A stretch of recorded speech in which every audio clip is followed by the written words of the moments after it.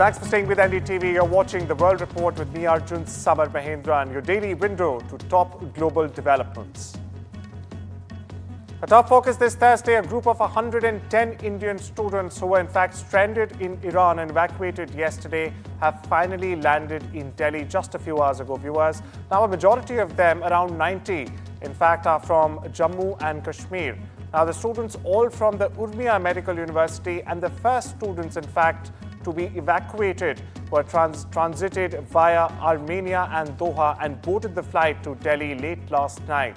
Meanwhile, Iran is currently engaged in hostilities with Israel, and the families of Indian students have been desperately seeking help from the government. There have been massive protests over this in Kashmir, which sends the maximum number of students to Iran. Meanwhile, listen into what some students had to say as they landed on home ground. The students that are standing right now with me do have a sense of relief. Well, I will straight away go to them and ask about the journey that they have been through. What is your name? My name is Ali. Ali, I want to know the throughout whatever has gone through, throughout the journey, because it was a long, tiring journey that we have seen. Yes, it's very difficult for us. First of all, there was a lot of attacks, mostly in Tehran. Yes. So we will like to thank our embassy. So they helped to cross our borders land borders through Armenia, and we stayed for 1 day in Armenia, and then we come to Delhi. And there was very very much attack. एक तो बस जा रही थी, हमारी बस जा रही थी साइड से, हमारी साइड में आके मिसाइल पड़ी. मेरे पास वीडियो पे झूठ नहीं, साइड में मिसाइल पड़ी. तो मतलब वो बहुत मतलब उसमें बहुत डर लगा, घबराहट हो गई. जी घबराहट उस समय हो गई थी. इस समय कैसी स्थिति है ईरान में, अगर आप हाँ, आंखों देखा पता नहीं, जितना न्यूज़ में दिखा रहे हैं मान लो वो सच है, वो उतना ही हो रहा है, उससे ज़्यादा हो रहा है. सच में बहुत है गलत. अच्छा लग रहा है वापस आकर? बहुत अच्छा लग रहा है वापस. आपका क्या नाम है? शेख अफजा. कहाँ से? कश्मीर से. कश्मीर से जी. यहाँ पर कुछ ऐसे जानकारी मिल रही है कि जो स्टूडेंट्स हैं वो इतना थक गए हैं कि वो नहीं चाहते हैं कि अब उन्हें बसेस में लेके जाया जाए. ये कितना सही? जी बहुत सही है, क्योंकि हम लोग ऑलरेडी वहाँ बस से ट्रैवल करके आए हैं आर्मीनिया तक, फिर वहाँ पर भी हमें बस बॉर्डर से कैपिटल सिटी तक आना पड़ा. तो ये हमारे लिए बहुत डिफिकल्ट है. अभी अगर ये हम लोगों को पहले बता देते तो मे बी हम लोगों ने कुछ ऑलरेडी पहले प्री प्लान किया होगा. अभी इस मोमेंट पे टिकट्स भी अवेलेबल नहीं है, वो सर बच्चे अंदर वेट कर रहे हैं, तो it's quite difficult for us to run. पा रही है कि अभी तक क्या होगा, बसेस चेंज होंगी या क्या होगा? अभी तो फिलहाल हम रिक्वेस्ट कर रहे हैं हमारे सीएम साहब से कि वो हमारे लिए कुछ अच्छा अरेंजमेंट करे, क्योंकि बसेस की कंडीशन भी स्टेबल नहीं है. So it's sort of difficult for अस. आपका क्या नाम है? हमारा सादिक. हमारा. आप भी कश्मीर से? जी. तो आप बता सकती हैं कि जब ईरान से वापस अब आ गए हैं, कहीं ना कहीं जो पढ़ाई है वो वहाँ पर छूट रही है, चाहते हैं कि जल्दी से जंग रुके ताकि पढ़ाई पूरी हो? ऑब्वियसली 100%. तो चाहते हैं कि वापस जाएं? हाँ जी. Meanwhile, my colleague Vishal gets us the details on the routes Indian students, in fact, stuck in Iran could very well take to get back to India. It's a region that's the hotbed of activity, hotbed of war activity actually. So what we have here is a map that that gives a picture of the routes that the students can take to get to India. In the same region, we have a lot of countries that are allies of India and also adversaries. So what we have here are the allies: Armenia, Turkmenistan, and Iraq. So these are some of the routes the students can take to get to India. Some students have already gone to Armenia, and from there they have just come back to India. Some students could also be on their way to Turkmenistan. It's not confirmed, but that's the way they can take, because that's an ally. Also on the other side is Iraq, neighboring country of Iran. So far there's no report as to any students going to the other side to Iraq, but that will have to be confirmed. And also one more route is this Persian Gulf route. This is one of the busiest routes in the whole world, and students could be transported through this route via Qatar, Bahrain, through this route, the Gulf and Gulf of Aden. Through that they can reach Mumbai, and from there they can go to their respective states. So these are the routes that they can take, and now we have some of the countries that will be off limits for India because they are not India's allies. Of course it's Turkey there, Azerbaijan, and Pakistan, as well as Afghanistan. With Afghanistan, India doesn't have former diplomatic ties, so that will be difficult. Pakistan, of course, is an adversary, so that won't be possible to evacuate Indian students via Pakistan. Turkey as well has had some bad, the relationship between India and Turkey has been severed because Turkey has openly supported Pakistan. Same goes with Azerbaijan, which is also a strong Pakistan ally, hence does not have a good relationship with India. So these are the countries India will have to avoid to evacuate the students. Now, West Asia has completed 7 nights of sleeping with one eye open amid the continuous aerial barrage being treated between Israel and Iran. In fact, in the latest, an Iranian missile slammed into the main hospital in southern Israel early Thursday, wounding people and causing extensive damage. Now, this is according to the medical facility. Now, separate Iranian strikes also hit a high-rise apartment building in Tel Aviv, as you see on your screens right now, and other sites in central Israel as well. At least 40 people have been wounded. This is according to Israel's Magen David Adom Rescue Service. Over in Tel Aviv, Iranian strikes hit a high-rise apartment building and other sites. A hospital in Tel Aviv said it had received 16 wounded people, 3 with serious injuries. Listen in. We have 1 serious patient with 2 more with minor injuries. We still have a lot of work behind me, as you can see, extracting patients from all the buildings, going door from door. Our teams are together with the fire department and front command, trying to get people out of their houses. You can see the house behind me is still on fire. On the other hand, Israel meanwhile carried out strikes on Iran's Arak heavy water reactor, its latest attack, in fact, on Iran's sprawling nuclear program. Meanwhile, the aircraft carrier USS Gerald R. Ford will sail from the US East Coast for Europe on a scheduled deployment. But its presence in the region also gives US President Donald Trump a third aircraft carrier option as he weighs what sort of military response the US, in fact, should provide as tensions between Israel and Iran continue on escalating. Meanwhile, on the economic front, viewers, oil prices have inched up on Wednesday as the air war between Israel and Iran entered the 7th day, raising fears of a broader conflict and, of course, major supply chain disruptions. The West Texas Intermediate for July delivery rose 30 cents or 0.4% to settle at $75.14 a barrel on the New York Mercantile Exchange. On the other hand, Brent crude for August delivery went up 25 cents or 0.33% to settle at $76.70 a barrel on the London ICE Futures Exchange. A 30,000-pound bunker buster bomb may be the very key to Israel's plan to eliminate Iran's Fordo nuclear site, but only the US has it.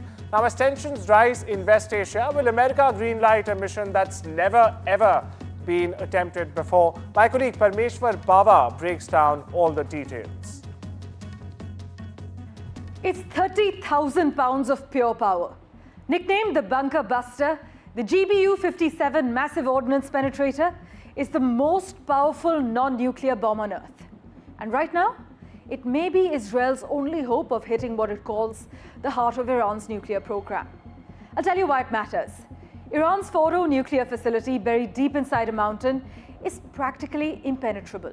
Israel's own bombs can't touch it, but the US mob, well, it was explicitly engineered to destroy deep underground weapon bunkers exactly like Fordo. So why hasn't it been used? Because the massive ordnance penetrator doesn't sit in Israeli hangars. It's American-only tech, deployed by the stealth B-2 Spirit bomber, a weapon platform that only the US controls. Israeli officials say the elimination of Fordo is non-negotiable, but dropping this bomb in a real war has never been done before. And according to US military experts, it would take not 1, but 2 of these dropped in the exact same spot to do the job. So is America willing? Well, Trump says Iran still wants talks, but also warns it's getting very late. And if talks collapse, he says a strike could be on the table. The US military, in fact, silent in public but ready to execute if ordered. So 1 American bomb, 1 Iranian nuclear site, and 1 Israeli red line that could drag the United States into full-blown war. The real story isn't just this bomb, it's who pulls the trigger and what happens next. The UN Human Rights Office has urged immediate de-escalation and urgent diplomatic negotiations to end these attacks and find a way forward. Here's more. The United Nations Human Rights Office urges de-escalation and urgent diplomatic negotiations to end these attacks and find a way forward. We are following closely and are aware of reports that many thousands of residents are fleeing parts of the capital, Tehran, as a result of warnings covering broad areas. There are serious concerns that some attacks are taking place in populated areas with reports of civilian casualties. Now, shifting our focus over to Washington, where US President Donald Trump, in fact, hosted Pakistan Army Chief Asim Munir for a lunch at the White House, declaring, and I quote here, "I love Pakistan," and insisting he averted a war with India, despite New Delhi bluntly repudiating his claims for mediation. Now, Trump's lunch meeting with Munir preceded a phone call that he had on Tuesday night with PM Modi, in which he in fact invited Prime Minister Modi to stop by in Washington, D.C. on his way back from the Canada G7 summit. He suggested efforts at mediating, which the US president has promised or claimed multiple times at various locations. Now, India has swatted away the offer, the mediation effort, saying Pakistan and India had a bilateral mechanism, which is what averted an all-out war. Meanwhile, senior journalist Lalit Jha, in fact, gets us the latest from DC. President Trump's invitation to Pakistan Army Chief General Munir for a luncheon at the White House is quite unprecedented, quite unusual as well. You can term it a diplomatic coup, but it reflects multiple points. One, President Trump believes that it is in national interest to bring Pakistan on board for multiple ways, for multiple reasons. One, to create the trust deficit between Pakistan and China, which China, as you know, is Pakistan's, they claim this all-weather threat. The trust deficit, they want to create that wedge. Secondly, he wants to impress upon Pakistan, ask Pakistan to stop any support to terrorists or terrorist groups, which Pakistan has been doing against India.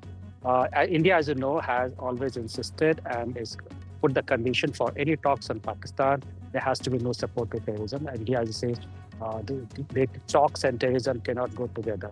So from President Trump's perspective, he needs peace in South Asia if he has to achieve his larger goal of taking head-on China. So that's why he wants India's development. For India's development to happen, Pakistan needs to keep quiet, have a cooperative attitude, approach with India, and not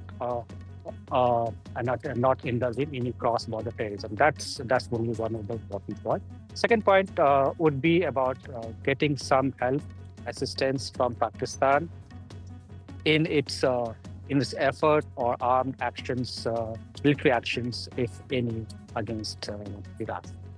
These are a few important points, but it also is reflective of Pakistan's state of Pakistan's democracy, right? It is reflective of the poor state of Pakistan's democracy, where the elected leader has not been invited by the US president. Instead, he has opted to talk to army chief, which shows who the real ruler in Pakistan is, and what's the status of elected leaders of Pakistan. Now on to the PM's touchdown in Croatia. Viewers, this historic visit, part of Modi's broader diplomatic tour, including Cyprus and Canada, underscores very well Croatia's growing importance in India's European strategy, and it also highlights the deep civilizational connections between the two nations. Now, Croatia's significance to India extends far beyond its modest size. It's about strategic geographic positioning, political influence, and also cultural resonance that in fact makes it a vital partner for India's evolving European engagement. Listen in to what PM Modi had to say, followed by his Croatian counterparts. हम सहमत हैं कि आतंकवाद मानवता का दुश्मन है, लोकतंत्र में विश्वास रखने वाली शक्तियों का विरोधी है। हम दोनों इस बात का समर्थन करते हैं कि यूरोप हो या एशिया, समस्याओं का समाधान रणभूमि से नहीं निकलता, डायलॉग और डिप्लोमेसी से ही वही एकमात्र रास्ता है। किसी भी देश की क्षेत्रीय अखंडता और संप्रभुता का सम्मान आवश्यक है। We believe that Prime Minister During a session at the Indian Global Forum, viewers, Commerce and Industry Minister Piyush Goyal shared his optimism around the good marriage agreed between India and the UK, which in fact he says will lead to doubling the bilateral trade in just 5 years. Now, he asserted the India-UK FTA, or the Free Trade Agreement, brings stability and predictability for businesses both in New Delhi and in London. Listen in. In the next few months, we may not be able to enter into force the agreement until the UK processes are complete. But this is a time for us to build business-to-business connects. This is a time for us to have people understand the nuances and benefits that this deal can offer them, the opportunities that will open up. To the extent that whenever I'm traveling now, including the flight by which I came, the Air India plane by which I landed, I had at least a couple of people who came and met me and said they've come to check out the market and see what we could do more and what kind of business partnerships we could create with the companies in UK. And over in Latin America, thousands of members of the Argentine opposition gathered Wednesday in support of former President Cristina Fernandez, who is in fact serving a 6-year corruption sentence under house arrest. Now, the protesters gathered sympathizers of Peronist Party, trade unionists and members of social organizations as well.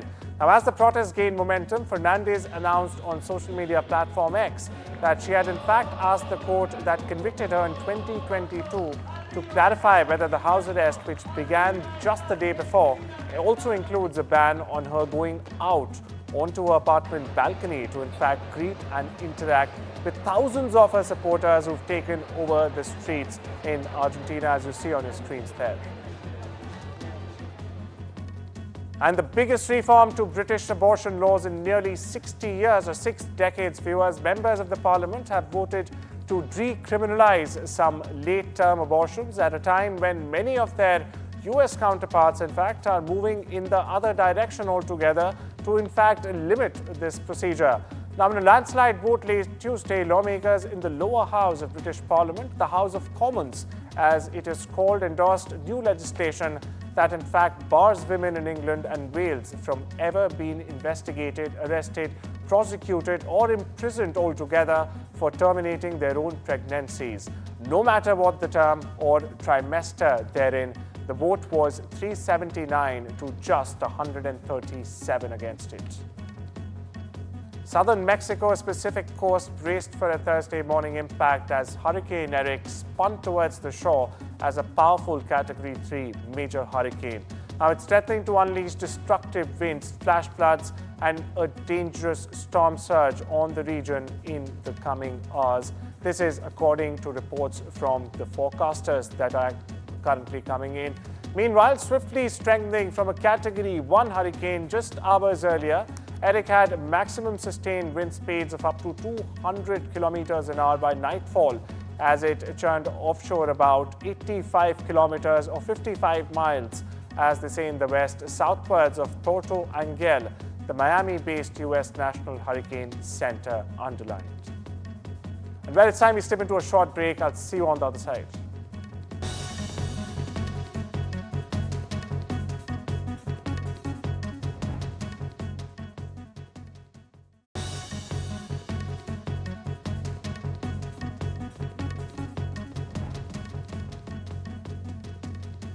Welcome back. You're watching the Thursday edition of the World Report on NDTV, and now we shift our focus to top business developments around the world.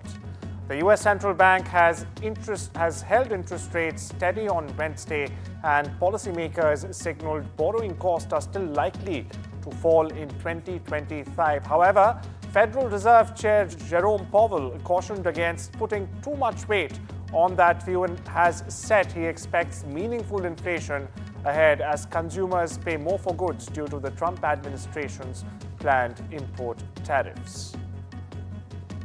US President Donald Trump welcomed Italy's Juventus team to the White House ahead of their match with the United Arab Emirates team, Al Ain. Now, Trump wished the team well and also shook hands with two members of the team that are American. Now, these two teams are facing each other in the first stage of the FIFA Club World Cup. Listen in. And thank you very much. We have a great team behind us. Juventus of Italy, and a friend of mine is the owner of the team. He's a fantastic business person, a young guy, and I think it's got the longest string of ownership of just about any sports franchise, but does have the record in soccer. In the world of entertainment, the India Global Forum is set to announce the winner of the inaugural IGF Archer Amish Award for Storytellers next week, viewers. Now, this distinguished literary prize honors contemporary Indian fiction that reflects the diversity, the aspirations and vibrant energy of modern India. My colleague Radhika gets you more. The might of the pen, as they call it. With me are two absolutely incredible writers, both who are known with a capital A. Sorry, it's not your first name, but your second name, which is even more popular in India. But of course, Amish is known as Amish and a dear friend of several people. Jeffrey Archer, ladies and gentlemen, and Amish Tripathi. Thank you, gentlemen, for talking to us. For the first time, a very unique award at the India Global Forum is being launched. It's called the Archer Amish Writers Award. Tell us a little bit about this, about the brainchild and what's the idea? Well, first, young lady, because we know you're well educated, and we know you're top of your profession, you can't be very unique. You can only be unique. Got it? Yes. We are unique. Try your question again. The question again is, there is an Archer Amish Writers Award. There is a bully in Mr. Archer, but we'll not talk about that. We'll talk about the writer, Mr. Archer. Let me tell you the Tell short us stuff. Okay? yes. First of all, what an honor to have my name associated with someone I've been a fan of from my school days. Second, we know, many lit fests, not just in the UK, even in India have shut down. There's been a shortage of funding. This is a $25,000 award. It's among the biggest in the world now, right? And look, many people make announcements, very few carry through. Fortunately, IGF India Global Forum, who we partnered with, Jeffrey Archer and I, are actually carrying through. The first award will be announced today. A $25,000 check will be given. This is actually one of the most valuable literary awards in the world, and he's behind it. No, Jeffrey Archer is the man. I am a fan. And the thing with Jeffrey... You are not sure about it. I don't have that money. The thing with Jeffrey and I agree on completely. We need to recognize storytellers, not just those with great writing. And a good storyteller is someone who can force the reader to turn the page, just like Jeffrey can. Rare. Right? Not unique, but which rare. is rare. That's what we want to recognize with this award. Jeffrey, Stop if you want to have it. something, stop dragging up. Stop! Tell us about, are you excited? Have you read the works of any of the nominees? Yes, I've read all three. Yes. And it was tough. It was tough. It was tough. We didn't agree. We debated. agreed on first and second. Oh no, we agreed on third. We couldn't agree on first and second. And we debated for some time. Yeah. And then finally we came to a mid-path.